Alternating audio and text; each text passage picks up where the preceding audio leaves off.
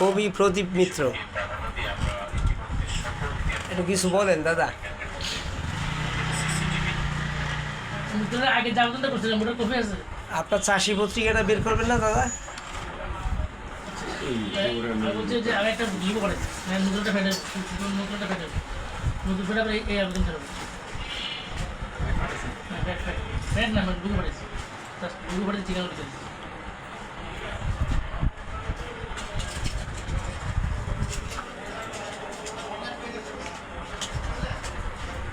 এই পত্রিকা আছে জানলে তো আমি কালকে নিয়ে যেতাম 38 টাকা। সত্য কথা। তাহলে আমার পারপাস সার্ভ হয়েছে। কালকে আমার তো বললে আমি তো বলতাম পত্রিকা কটা আরো পত্রিকা আছে। তো তুই তো আমার মুক্তির দরকার নাই, মুক্তির আইসে যুবকণ্ঠের 25টা আইসে। এখন পত্রিকা থেকে পত্রিকা তুলে কই না তুই পত্রিকা দিয়ে আমি তুই বড় করতে তুই বুঝতে